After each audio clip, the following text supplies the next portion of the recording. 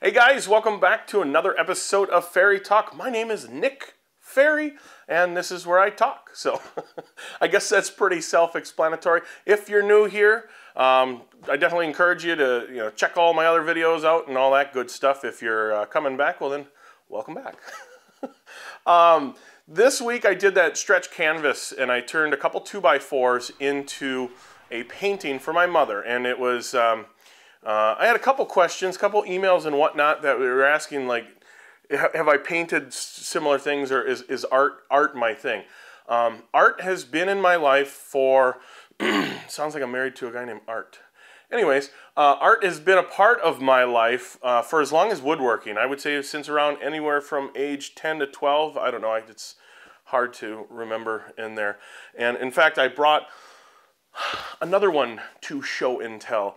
This is, for those of you guys that are any familiar with any type of art, for one, it's a bunch of splatters. Two, it's my take on a Jackson Pollock, and Jackson Pollock was a fairly well-known painter that had very much a paint splatter approach to his art. And art to me it's fun to look at. It doesn't have to be pretentious. It doesn't have to be, there's some deeper hidden meaning in this overly verbiage, to describe it. It can literally just be something that when I walk by this, not each and every time, but sometimes I take a glance and I just, for whatever reason, I like the look of it.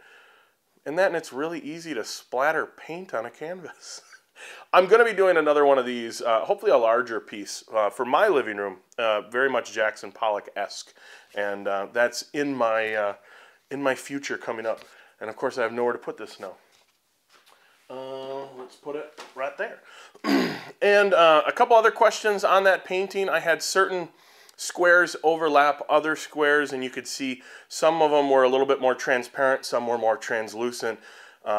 There's a product out there called matte medium, and the matte referring to the sheen of the product, and then the medium it's basically almost like clear paint is probably the best way I could describe it.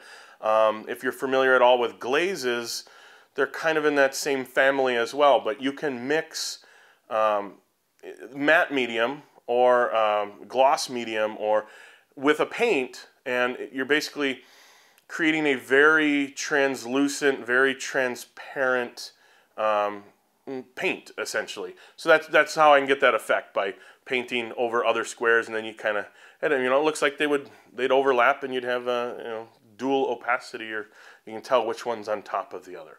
So that is that. Oh, and that was my tip for that. Matte medium can be pricey, and I have used it a lot in the past. This particular painting I did last week for my mom, I tried something completely brand new. I've never seen it done before. I used Elmer's glue. It was like a school glue, and I figured, it's a carrier, it's a medium, so, and it dries clear. Why not give it a shot? And it worked awesome, and it was half the price for twice the material, so probably a fourth of the price of matte medium. Either way, it worked out. If you're ever interested in any type of painting like that, definitely give it a shot. Also, I tend to stick with, as far as my artistic abilities, things that can be easily replicated, whether I'm using patterns or templates. In last week's case, just painter's tape, taping out some squares, because I'm no Bob Ross. I might, I might have to look into that a little bit more, doing some landscape or portraiture, but easy enough to do, and if that's your thing, it's just something fun to look at. So also I had this. These were peel and stick subway tile-esque things. They're for I'm drawing a blank for the word all of a sudden, but your backsplash in your kitchen, and this normally goes below the upper cabinets and above the countertop. And I saw these, they were on sale at my local home improvement store, and they're actually metal, they're brushed metal, and I thought this would be really kind of cool if I could incorporate these as maybe an inlay to a project. So I guess look for those coming up in the future.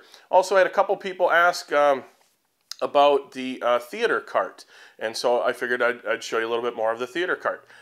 And I kind of wanted to do a year in review type thing The theater cart video was one of my first videos. It was a rather long video, and I try to keep my videos typically a little bit shorter, but there was a lot to show.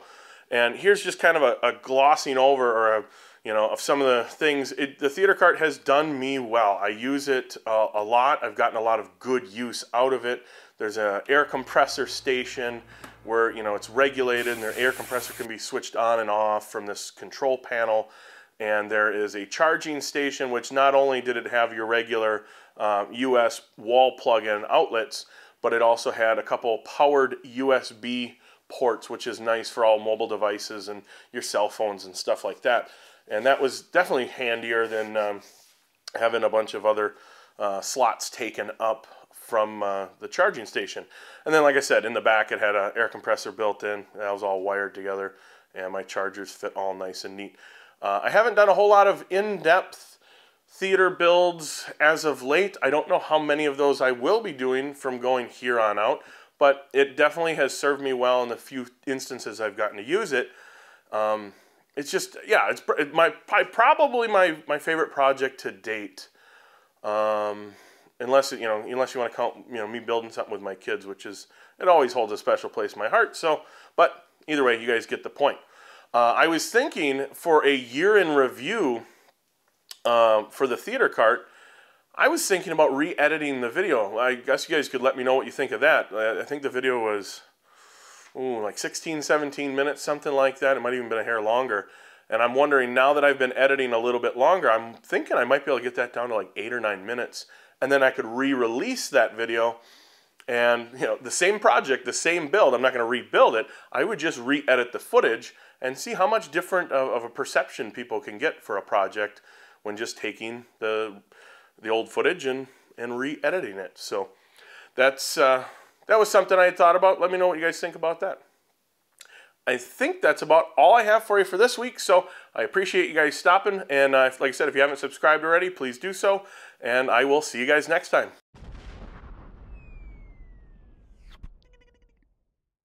Oh yeah, and I got stickers on my website.